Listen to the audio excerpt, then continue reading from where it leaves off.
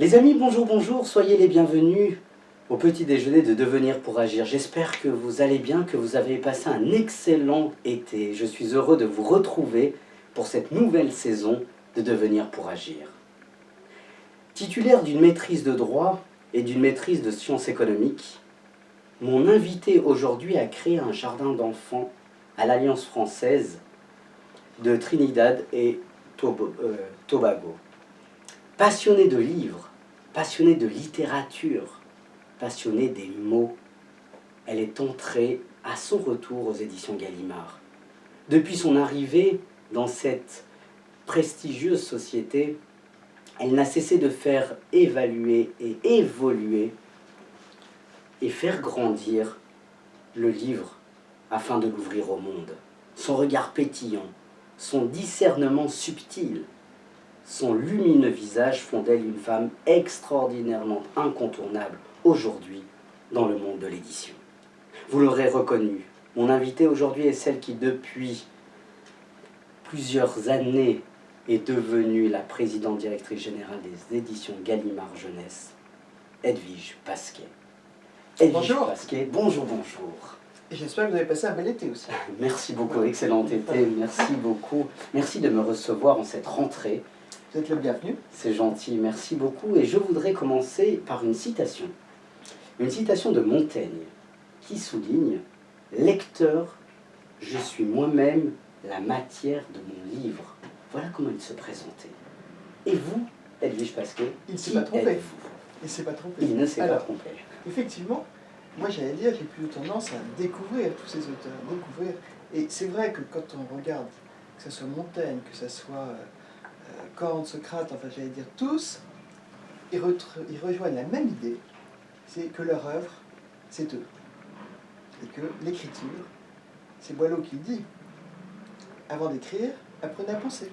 C'est vrai. Voilà. Donc nous retrouvons cette pensée générale, je dirais, dans le monde entier, et aujourd'hui c'est la même chose. Alors on va approfondir cette réflexion sur le livre, mais tout d'abord, une question très personnelle finalement, non pas comme les autres vous voient, mais pour vous, quelle est votre plus belle qualité? Je pense que je suis positif. Positive. Voilà. Comment le définissez-vous? Écoutez, nous vivons quand même aujourd'hui des situations qui sont difficiles, des situations sur lesquelles tout le monde se pose des questions de l'avenir, des situations. Et en fait, personnellement, je ne perds jamais confiance. Voilà.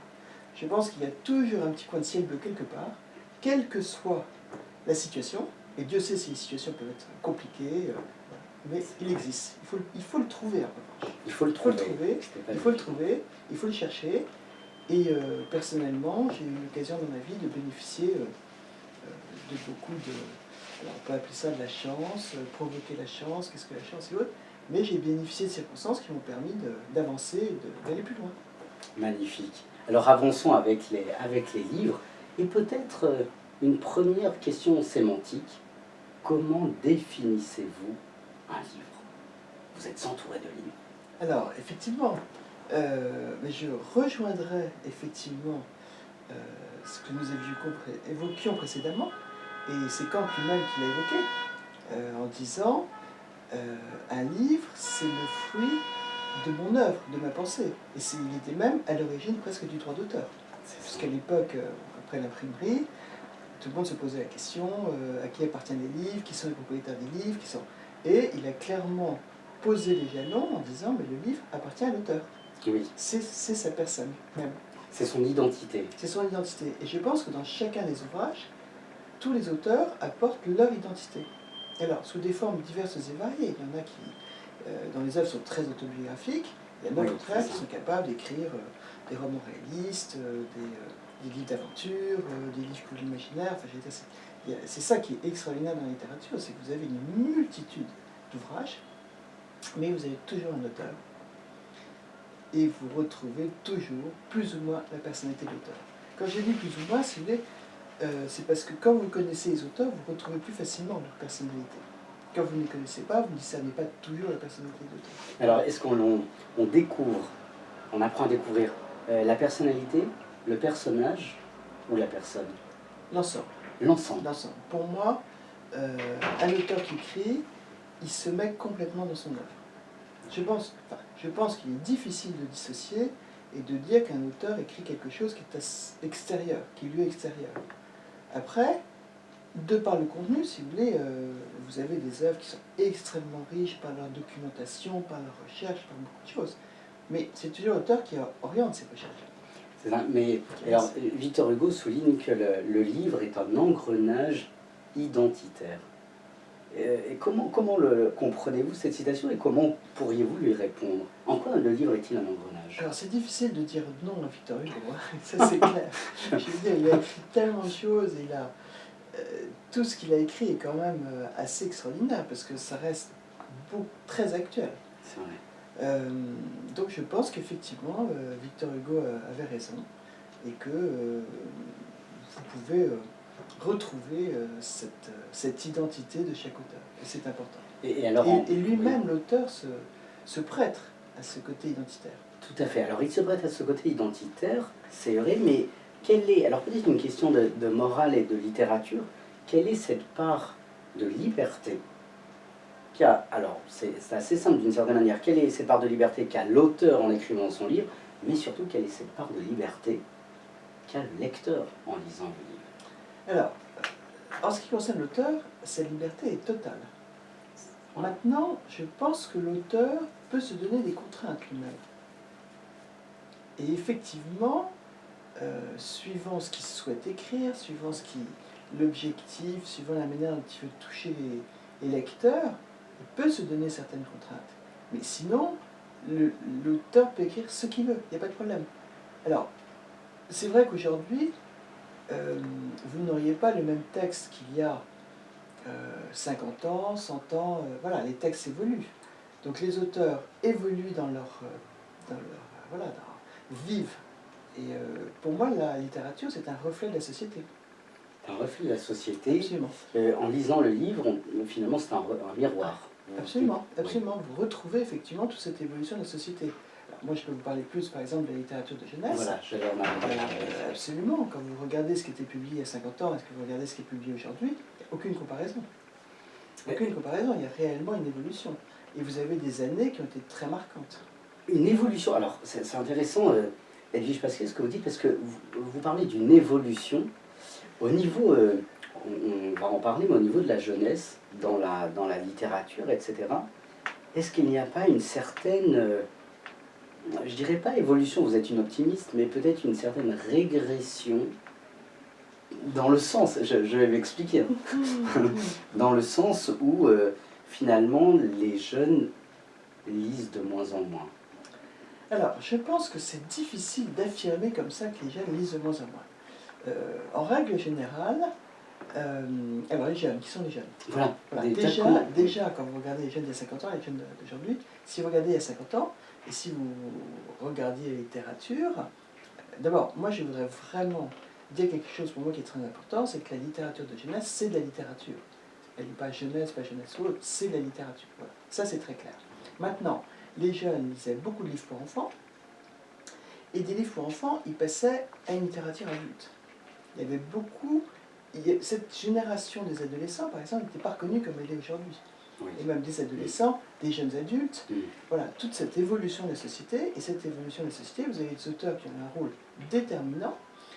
Je ne vais pas dire qu'elle n'existait pas, cette littérature. Il y avait des littératures pour adolescents, mais elle n'avait pas tous les auteurs qui aujourd'hui ont écrit de magnifiques ouvrages. Et vous avez deux auteurs qui ont vraiment marqué cette génération et qui ont donné un essor très important à la littérature de jeunesse. Le premier, c'est Philippe Pullman, avec Le Royaume du Nord. Et la deuxième, c'est J.K. Rowling, avec Harry Potter. Et alors, je vais vous dire quelque chose d'intéressant qui, pour moi, symbolise vraiment cette évolution de jeunesse et de la littérature de jeunesse. C'est que, figurez-vous que nous avons publié en 1998 3 ouvrages. Le premier, c'était Junk de Melvin Burgess. Le deuxième, c'était Royaume du Nord de Philippe Pullman. Et le troisième, c'était Harry Potter de J.K. Rowling. Et je peux vous dire que, à l'époque, personne au monde n'aurait imaginé le succès qu'ont eu ces ouvrages. Et comment l'expliquez-vous aujourd'hui? Pour moi, ce sont des ouvrages qui restent des classiques. Harry Potter, par exemple, C'est en un- quoi est-il un classique? Alors, il n'y a pas de définition du Oui. classique, réellement. Mais une œuvre classique, c'est une œuvre qui perdure. Mhm. C'est une œuvre qui continue à séduire ses lecteurs.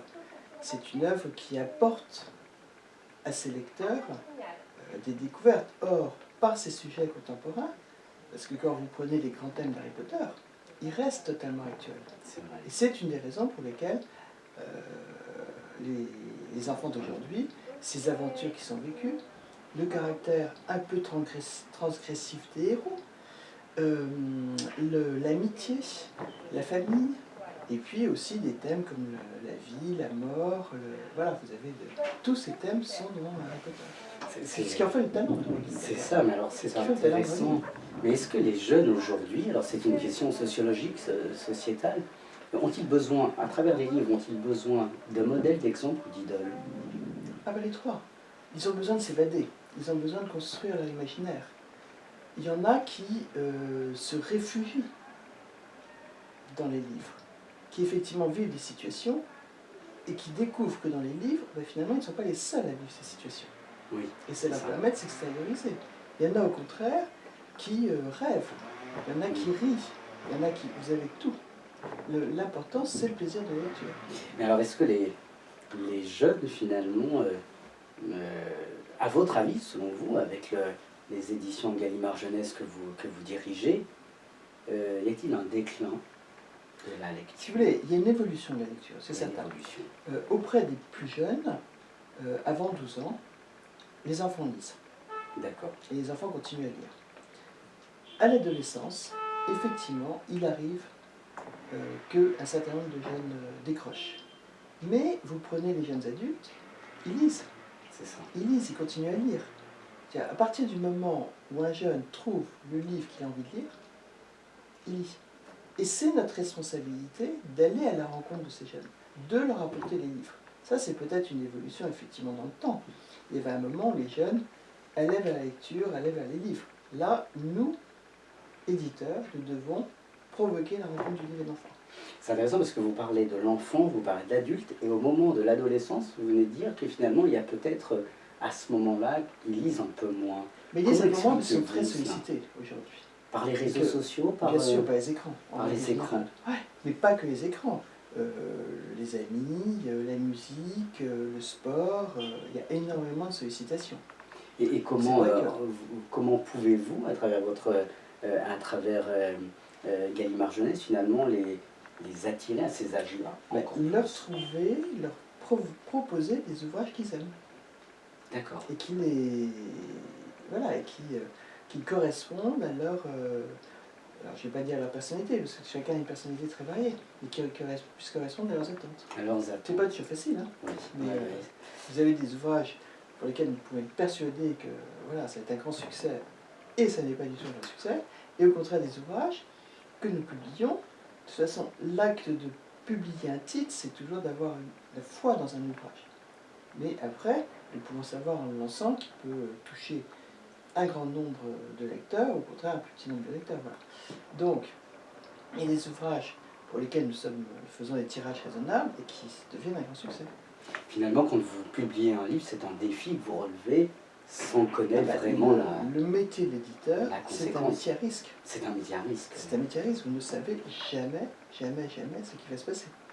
Et cependant, Sinon, les livres sont sinon il y aurait que des best-sellers. Hein. Oui, c'est Ce ça. serait trop facile. Exactement. Moi, je souscris tout de suite. Alors, Edwige Pasquet, poursuivons cette réflexion. Il y a des livres, vous parliez de la construction de l'humain à travers le bouquin. Il y a des livres qui peuvent détruire. Anatole France ira jusqu'à dire que le livre a été l'opium de l'Occident. Alors, il faut remettre dans son contexte, mais c'est quand même... Voilà. Comment réagissez-vous? Si vous voulez, il y avait une époque, par exemple, sans aller jusqu'à détruire, où les parents considéraient que les enfants perdaient leur temps. En lisant. Absolument. Donc, ça n'était pas le contenu du livre qui allait détruire, mais c'était le fait de lire. C'était perdre son temps. Voilà. Aujourd'hui, ça n'est plus tout à fait l'approche qui est... Donc, si vous voulez, je pense que à chaque époque, il y a pu y avoir des approches un petit peu différentes.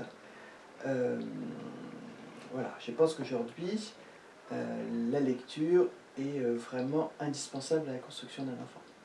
Et quelle est cette... Et même, oui. il se perdure vers l'adulte. Hein. Et Comment- nous aurons toujours besoin d'histoire, quelle qu'elle soit. Quand vous voyez qu'aujourd'hui, par exemple, un film, ou série ou autre, une réalisation dans le domaine audiovisuel, sur 5, il y en a une qui provient de l'édition, des livres. Ah oui. Donc ça montre l'importance des livres et la reconnaissance des auteurs comme apporteurs d'histoire. Et de les mettre en image alors. Et de les mettre en image, dans le cas de l'audiovisuel. Dans le cas de l'audiovisuel. Donc si vous voulez, cette notion de l'histoire reste, quoi qu'il arrive. C'est ça. Et puis dans la lecture, vous voyez aujourd'hui une évolution aussi, quand on parle des livres, vous voyez une évolution vers l'audio, vers les e-books. Alors les e-books n'ont probablement pas le même développement que celui qui a été atteint aux États-Unis pour un certain nombre de raisons, mais l'audio a un essor fantastique. Et ça, ce sont toujours des histoires, quoi qu'il arrive. Oui, mais alors en parlant d'e-book, quelle est votre propre réflexion sur cela? Parce que finalement, rien ne remplace un livre papier à feuilleter. Rien ne remplace un livre, je suis d'accord avec vous. Et d'ailleurs, les enfants ne s'y trompent pas. Quand c'est un album, l'album domine, c'est très clair. Quand c'est un roman, les jeunes n'adhèrent pas à l'e-book réellement, ce sont beaucoup des adultes. Oui, et ce sont des adultes, si vous voulez, aux États-Unis par exemple, il y a deux attitudes. Il y a une attitude qui est l'attitude américaine, qui est de faire deux choses en même temps. Donc vous pouvez dessiner et écouter un e-book. En Allemagne, au contraire, vous écoutez religieusement une histoire. Voilà. C'est deux attitudes très différentes. C'est pas la même attention. Pas... Est-ce que le jeune a besoin de voir plus que d'écouter finalement? À quel âge, à votre avis? Alors, la puissance des images est très forte. Et c'est vrai que vous avez les écrans, vous avez les télévisions, même s'il y a une sorte de baisse de la télévision en faveur des écrans, ça reste du visuel. Vous allez dans la rue, vous avez les publicités, nous sommes dans un monde d'images. Oui. Donc les enfants naissent dans un monde d'images, et ces images sont importantes. Oui. Et c'est d'ailleurs ce que nous retrouvons pour le plus jeune âge dans les albums. Oui. Mais pareil, vous avez des illustrations dans les bandes dessinées, et vous avez beaucoup d'adultes qui... regardez l'essor de la bande dessinée qui est très impressionnant. Après, la littérature, c'est le deuxième marché en France, ce sont des images. C'est ça, mais alors, comment expliquez-vous, on parle d'images, on parlait des réseaux sociaux, je voudrais parler de TikTok finalement, cette temporalité d'images. Comment expliquez-vous ce manque de concentration maintenant que les jeunes ont alors, en lisant un livre face à TikTok alors, vous savez qu'il y a beaucoup de jeunes qui lisent des livres suite à des recommandations sur TikTok. C'est vrai. TikTok est aussi un vrai moteur, voilà. On voit votre optimisme, c'est génial. Non, mais ça a beaucoup changé les choses. C'est vrai que d'une critique littéraire dans un magazine, d'imaginer l'impact que peut avoir TikTok, ça n'a rien à voir, c'est très différent. Mais une sorte de reconnaissance. Si vous voulez, les jeunes, justement, quand on parle des adolescents et des young adultes, jeunes adultes, la puissance du conseil est très importante. Donc là, en l'occurrence, ceux TikTok, ils reconnaissent dans leur père ce conseil. C'est vrai. Voilà, et ça a un impact. Et puis, pourquoi est-ce que les jeunes vont sur TikTok? Je pense que le sentiment d'immédiateté dans lequel nous vivons aujourd'hui existe. Oui, et sur TikTok, ça accélère ce sentiment d'immédiateté. Voilà. Oui, mais alors ce manque de concentration, finalement, comment y aurait-il un outil pour les reconcentrer? Alors je pense que là, ça va être compliqué. Ouais. Ça va être compliqué, mais de voir que TikTok amène à la lecture, c'est intéressant, parce que ça veut dire que les jeunes qui parlent des livres sur TikTok lisent. Et du coup, il n'y a pas que eux qui lisent. Ça, oui. Ils sont dans des communautés, ils créent des communautés, et ce sont des communautés lecteurs. Oui. Et Edwige, parce que finalement, tout à l'heure, depuis tout à l'heure, nous parlons de la jeunesse. Quelle définition donnez-vous de la jeunesse? Qu'est-ce que la jeunesse? Et surtout, finalement, quel créneau d'âge Alors, pour moi, la jeunesse est très vaste. Mais oui, voilà. La jeunesse est très vaste parce que ça va des bébés. Par exemple, nous publions des petits imagés sonores pour les bébés. Parce que avant la lecture elle-même, il y a la puissance des images. Et avant la puissance des images, vous avez le son. C'est ça. Et aujourd'hui, vous avez les enfants, les fœtus, dès 4 mois, sont sensibles non pas au son, mais au vocabulaire. Dès 4 mois. Dès 4 mois. Et vous avez un certain nombre d'associations, et maintenant de neurologues, dans les neurosciences, vous voyez, toutes les recherches qui ont pu être faites récemment, qui vous disent qu'il est important de raconter des histoires au bébé. Ah oui. Ça les familiarise avec la voix de leurs parents, ça. Et puis, la puissance des contes, des histoires, de toute cette importance, de cette rencontre affective autour des livres avec des adultes quand ils sont enfants, ça donne un vocabulaire aux enfants. Or, aujourd'hui, si les jeunes et les adultes n'ont pas de vocabulaire, s'ils n'ont pas de moyen de s'exprimer, qu'est-ce qui se passe? C'est de la violence. Oui, c'est ça. Donc, si vous voulez, on sous-estime toujours cette importance du poids des mots, cette importance des histoires, qui, dès l'origine, et vous prenez un enfant sur les genoux d'un adulte, ou les genoux d'un parent, c'est un moment d'affectif. C'est très important. Et l'enfant se sent en confiance. Confiance, oui. Il est heureux de ce moment de confiance. Il se remémore aussi par la suite ce moment de confiance. C'est intéressant parce que, Edwige Pasquier, vous me permettez de faire la transition. Vous venez de faire la transition en parlant des mots, de l'écriture. On va parler de l'écriture, après avoir parlé de la lecture, on va parler de l'écriture. D'une certaine manière, vous avez répondu, mais peut-être approfondissons la réflexion. Quelle est, selon vous, la force et le pouvoir d'un mot? Alors, j'élargirais, si vous voulez, parce que nous parlions tout à l'heure de littérature, vous parlez de la littérature pour la jeunesse. Je crois qu'il y a peut-être une caractéristique, ça ne peut pas être une généralité à 100%, mais une chose qui est intéressante par rapport à la littérature adulte. Alors, je vous disais que c'est de la littérature dans tous les cas, mais dans la littérature de jeunesse, vous avez toujours l'espoir qui est là. Dans la littérature adulte, c'est moins évident. Voilà, donc vous évoquiez la destruction, vous évoquiez beaucoup de choses. Pour moi, dans la littérature de jeunesse, vous avez l'espoir. Alors, pour revenir aux mots, les mots, c'est la pensée. Hein. Ça vous permet de vous exprimer. Donc, c'est quelque chose de fondamental. Et les mots doivent être... Ils ne doivent pas forcément être acquis, ça doit venir naturellement aussi. L'expression de la parole, de la pensée, est fondamentale. Oui, alors c'est fondamental. Ça donne une liberté à quelqu'un. Oui, mais alors faut-il réapprendre, je dis bien réapprendre, et non pas apprendre à la jeunesse à bien parler? Alors, écoutez, moi je vais vous dire quelque chose. Vous avez raison, mais j'ai eu l'occasion d'assister récemment à des assemblées, à des réunions, et les adultes parlaient mal entre eux. Et les adultes, alors comment voulez-vous apprendre à des jeunes à bien parler si déjà les adultes ne parlent plus bien? C'est vrai. Ça, c'est quand même... moi, j'étais très, très étonné. Hein, très étonné. Voilà. Oui, mais comment vous... Alors après, je pense qu'une langue évolue, clairement. Si une langue qui n'évolue pas, c'est une langue qui meurt. Après, il y a des mots qui peuvent... vous savez, vous aviez Bernard Pivot, qui avait même écrit un livre sur ces mots qui ont tendance à disparaître. Et vous prenez les dictionnaires, qu'est-ce qui se passe? Ils suppriment certains mots anciens et ils les remplacent par des mots nouveaux. Les dictionnaires, ils n'augmentent pas de pagination. Mais de là à mal parler, c'est autre chose.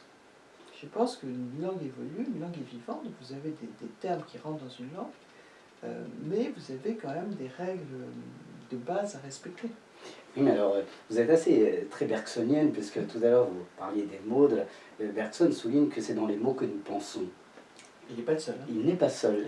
Exactement. Mais cependant, si c'est dans les mots que nous pensons et que il y a des mots qui disparaissent, alors même vous dites qu'il y en a qui réapparaissent, est-ce que finalement nous ne sommes pas en train de réduire notre champ de pensée? Je pense que les livres sont là, justement, pour garder cette ouverture. Et cette variété, ces perspectives qui sont dans tous les domaines. Oui. Peut-être c'est la puissance des livres, c'est la puissance des histoires. Oui, c'est ça. Mais alors, quelle est maintenant la puissance d'écrire? Je ne sais pas, l'écriture, comment définissez-vous ce mot écriture? Écoutez, moi je vais répondre un petit peu à côté, mais juste 2 secondes, parce que c'est quelque chose de très frappant. Vous prenez Harry Potter et vous prenez son auteur, J.K. Rowling. Oui. J.K. Rowling, je ne vais rien vous apprendre, il est de notoriété publique qu'elle a entraîné un certain nombre de jeunes à la lecture. Est-ce que les gens savent moins? 2 choses. La première, c'est qu'au moment où elle a lancé les Harry Potter, vous aviez un nombre de fanfictions sur Internet incroyable. Donc c'était des jeunes qui écrivaient. Et d'ailleurs, qui imaginent cette évolution, que c'est... Voilà. Donc vous avez des fanfictions, et surtout, elle a donné envie à beaucoup d'auteurs d'écrire, comme Philippe Pullman, comme d'autres auteurs, ont inspiré toute une génération d'auteurs qui a écrit pour les adolescents, pour les jeunes adultes, et que toute une génération de nouveaux auteurs dont nous vivons aujourd'hui. Et qui sont, je ne vous parle pas d'il y a 3 jours, c'était maintenant, ça remonte à il y a plus de 20 ans, 25 ans. C'est ça. Ouais. Et le fait que, parce que c'est vrai qu'il y a de plus en plus, faut pas nier, il y a de plus en plus de personnes qui écrivent, mais en cachette, si je puis dire. Mais souvent, ils ont leur... Pour preuve, si vous voulez, le nombre de manuscrits que nous recevons. C'est vrai, oui. Et puis, j'ai oublié qui disait, c'était Alfred Karr, je crois, qui disait que l'écriture est le seul métier qu'on n'apprend pas. On n'apprend pas à écrire pour vous, d'une certaine manière. Non, je pense que n'importe qui peut écrire quelque chose. Après, tout n'est pas bon.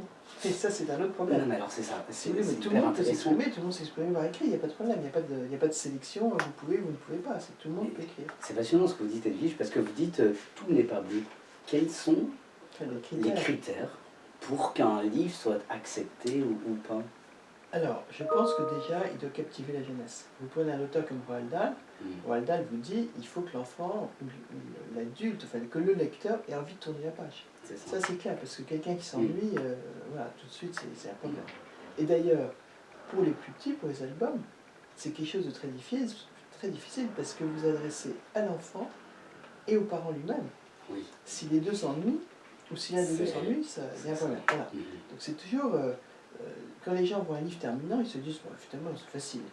Les lecteurs n'imaginent pas du tout la vie du livre en amont. Ah oui, il y a des livres qui peuvent être publiés en 6 mois, il y a d'autres livres qui sont publiés en 2 ans. D'accord. Ça c'est quelque chose de toujours compliqué. Donc le premier critère c'est le... Alors, donc, avoir envie, voilà, oui, avoir envie de tourner la page. Après, si vous voulez, je pense qu'il faut écrire des choses justes, quelque part. Il faut quelque chose dans lequel les enfants puissent adhérer, les jeunes puissent adhérer. Si ça paraît trop disproportionné, trop là. Et puis ça ne doit pas être exagéré. Je veux dire, ça ne doit pas être outrancier, ça ne doit pas être... voilà, il faut trouver quelque chose d'équilibré. Et puis toujours quelque chose d'un peu original, si vous voulez. Oui, c'est ça. Quelque chose qui surprenne, qui étonne, et quelque chose qui correspond aussi à l'évolution quelque part de cette société. Ça n'est pas quelque chose de systématique, parce que vous avez des auteurs qui peuvent écrire des textes sur l'histoire, enfin, tout peut servir de matière. Mais quand même, le regard est toujours un regard d'une époque. Oui, c'est vrai. Alors, est-ce que c'est sans doute souvent frustrant pour finalement pour un écrivain que son livre ne soit pas accepté par tel ou tel... Je pense que le plus difficile pour le métier d'un éditeur, c'est de savoir dire non.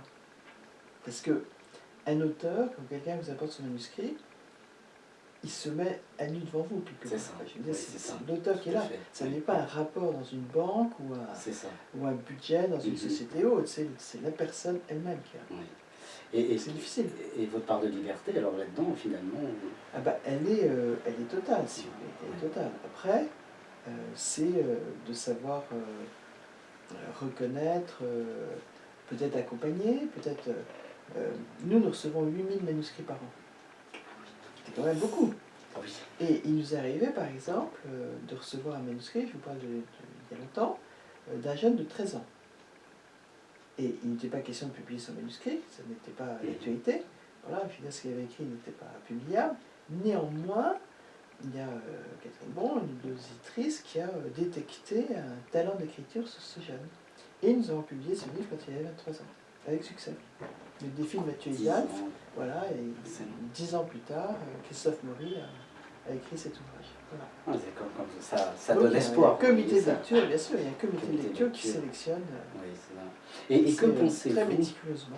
Et que pensez-vous, Edwige, parce que de ce qu'on appelle actuellement maintenant l'écriture inclusive, quelle est votre réflexion, votre regard sur cette écriture? Actuellement, chez Gallimard, elle n'est pas encore réellement intégrée dans notre quotidien. Voilà. Je pense que les choses ne sont pas si simples et qu'il faut voir progressivement ce qui va se passer. Oui, et pourquoi finalement alors Euh, ben, moi, je trouve que c'est difficile de reconnaître, si vous voulez, ça ne me paraît pas quelque chose d'indispensable. Voilà. Moi, de fait, l'écriture englobe. Et aujourd'hui, d'avoir à vraiment préciser à travers l'écriture inclusive. Oui, d'accord. Et puis, c'est vrai que c'est une réflexion philosophique, anthropologique. La philosophie, c'est l'amour de la sagesse. Le livre, c'est quoi? C'est l'amour de quoi? Le livre, c'est une expression de sa pensée. Donc, quelque part,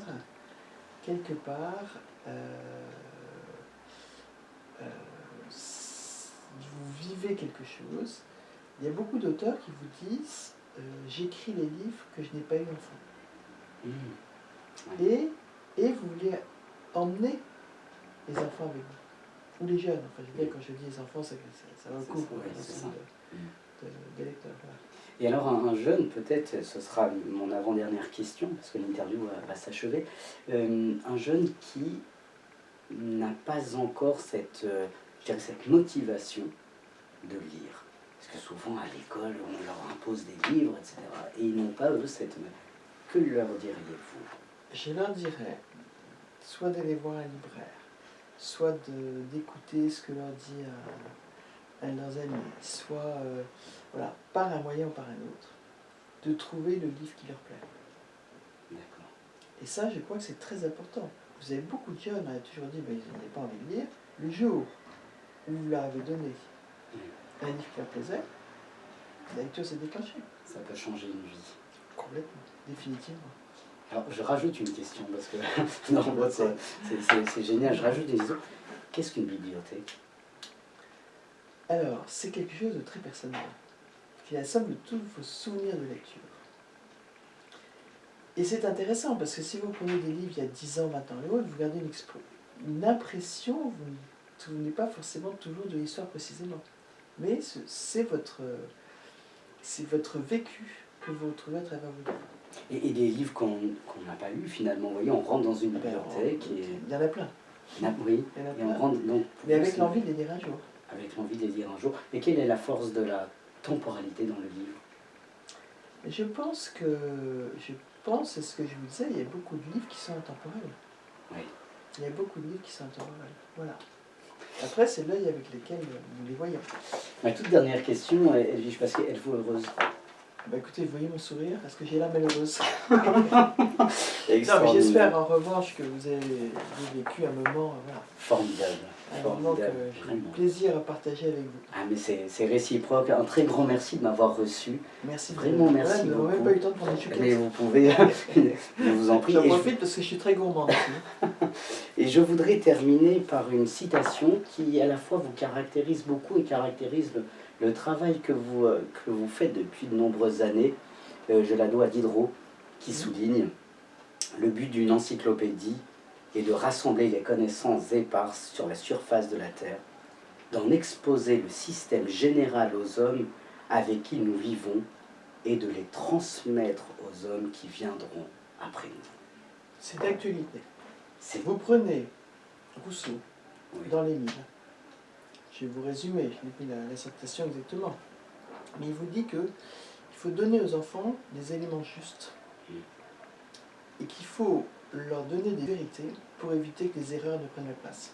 Or, aujourd'hui, nous avons un certain nombre d'ouvrages qui sont publiés et qui est notre responsabilité, qui est notre engagement, de donner aux jeunes la possibilité de connaître la société, de comprendre la société. Alors, vous avez des ouvrages qui sont sur les femmes, vous avez des ouvrages qui sont sur la civilité, vous avez des ouvrages qui sont sur l'environnement, vous avez des ouvrages qui sont sur le consentement. Je veux dire, tous les sujets qui aujourd'hui peuvent intéresser les ados et qui leur donnent, nous espérons leur donner l'esprit critique qui leur permettent de préparer demain et de reconnaître la part de vrai ou de faux. Formidable. Voilà, donc Diderot, nous sommes toujours dans cet esprit-là. Rousseau, toujours dans cet esprit-là. Nous n'avons rien inventé finalement. C'est difficile d'inventer quelque chose. C'est vrai. Ce qui est important, c'est de le faire à son époque. Voilà. Formidable. En tout cas, merci pour tout ce que vous faites. Merci d'être qui vous êtes. Merci à vous. Et merci pour l'amour que vous avez pour les livres. Merci beaucoup. Merci beaucoup. Voilà. Les amis, je vous remercie. Je vous souhaite une très agréable semaine et vous donne rendez-vous mercredi prochain pour une nouvelle interview. Merci pour votre fidélité. À très bientôt.